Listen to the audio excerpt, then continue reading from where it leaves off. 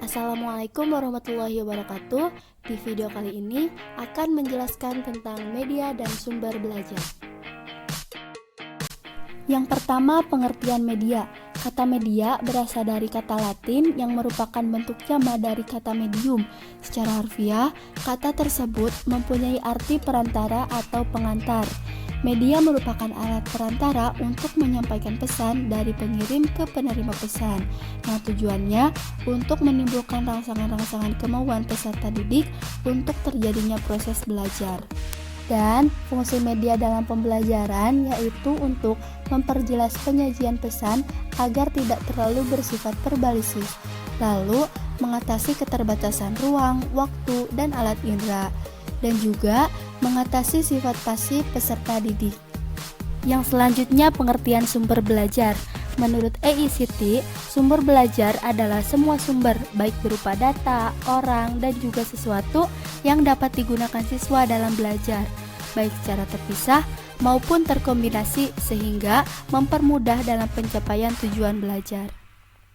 Kegunaan sumber belajar adalah untuk memperjelas penyajian pesan agar tidak terlalu bersifat verbalisis, mengatasi keterbatasan ruang, waktu, dan daya indera, menimbulkan kegairahan belajar, memungkinkan peserta didik belajar sendiri-sendiri menurut kemampuan dan minatnya, memberikan rangsangan yang sama, mempersamakan pengalaman, serta menimbulkan persepsi yang sama. Yang selanjutnya, jenis-jenis media dan sumber belajar. Untuk jenis-jenis media dikelompokkan menjadi 3 jenis. Yang pertama yaitu media visual, adalah media yang hanya dapat mengandalkan indera penglihatan atau hanya dapat dilihat. Contohnya seperti gambar, poster, grafik, dan lain-lain. Lalu ada media audio, yaitu media yang mengandalkan indera pendengaran atau hanya dapat didengar, misalkan seperti radio, tape recorder, telepon, dan lain-lain.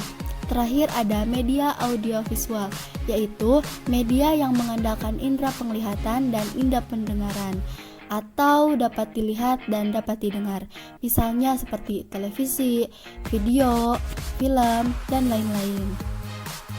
Jenis-jenis sumber belajar menurut EICT, yang pertama ada bahan, yaitu perangkat lunak yang mengandung pesan untuk disajikan melalui penggunaan alat ataupun perangkat itu sendiri. Yang kedua orang, yaitu manusia yang bertindak sebagai penyimpan, pengolah, dan penyaji pesan. Yang ketiga ada lingkungan, situasi sekitar di mana pesan disampaikan. Lingkungan bisa bersifat fisik, seperti sekolah, perpustakaan, laboratorium, dan lain-lain, maupun lingkungan non-fisik seperti suasana belajar.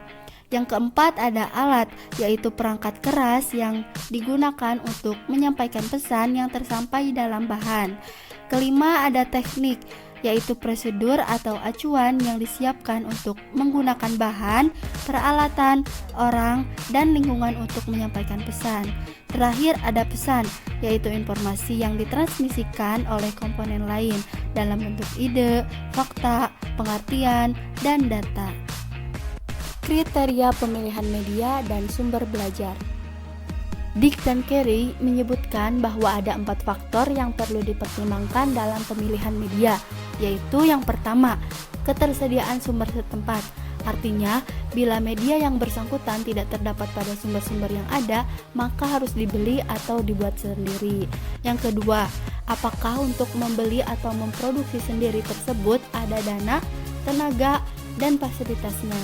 Ketiga, faktor yang menyangkut keluasan, kepraktisan, dan ketahanan media yang bersangkutan untuk waktu yang lama. Artinya, bisa digunakan dimanapun dengan peralatan yang ada di sekitarnya dan kapanpun serta mudah dipindahkan. Yang keempat, efektivitas biayanya dalam jangka waktu yang panjang, sehingga dapat disimpulkan bahwa dalam memilih media yang akan digunakan harus mempertimbangkan beberapa faktor. Yang selanjutnya, kriteria umum dalam pemilihan sumber belajar. Yang pertama, ekonomis dalam pengertian murah, maksudnya tidak terpatok pada harganya yang selalu rendah, tapi dapat juga pemanfaatannya dalam jangka panjang. Yang kedua, praktis dan sederhana, artinya tidak memerlukan pelayanan sampingan yang sulit dan langka. Yang ketiga, mudah diperoleh, dalam artian sumber belajar itu dekat, tersedia di mana-mana dan tidak perlu diadakan atau tidak perlu dibeli. Yang keempat, bersifat fleksibel, artinya dapat dimanfaatkan untuk berbagai tujuan instruksional dan tidak dipengaruhi oleh faktor luar, misalnya seperti kemajuan teknologi, nilai, budaya, dan lain-lain.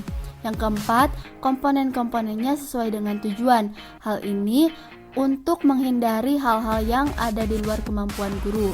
Yang terakhir yaitu sumbernya sesuai dengan taraf berpikir dan kemampuan siswa. Itu saja yang dapat disampaikan. Mohon maaf bila ada yang kurang tepat karena keterbatasan pengetahuan kami. Terima kasih telah menonton video ini. Wabillahi taufiq wal hidayah. Wassalamualaikum warahmatullahi wabarakatuh.